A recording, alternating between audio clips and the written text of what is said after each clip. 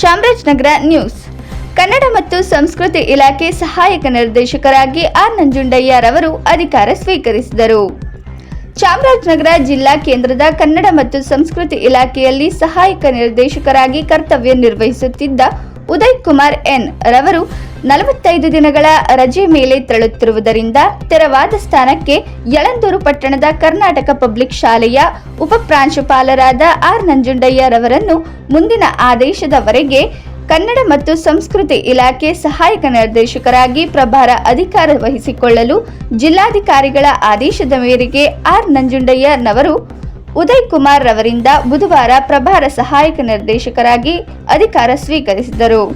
ಈ ಸಂದರ್ಭದಲ್ಲಿ ಕಚೇರಿಯ ಸಿಬ್ಬಂದಿಗಳಾದ ಕುಮಾರ್, ನಾಗೇಂದ್ರ, ಶಿಕ್ಷಕ ಪುಟ್ಟಸ್ವಾಮಿ, ಮೋಹನ್ ಕುಮಾರ್ ಹಾಗೂ ಕಲಾವಿದರು ಹಾಜರಿದ್ದರು.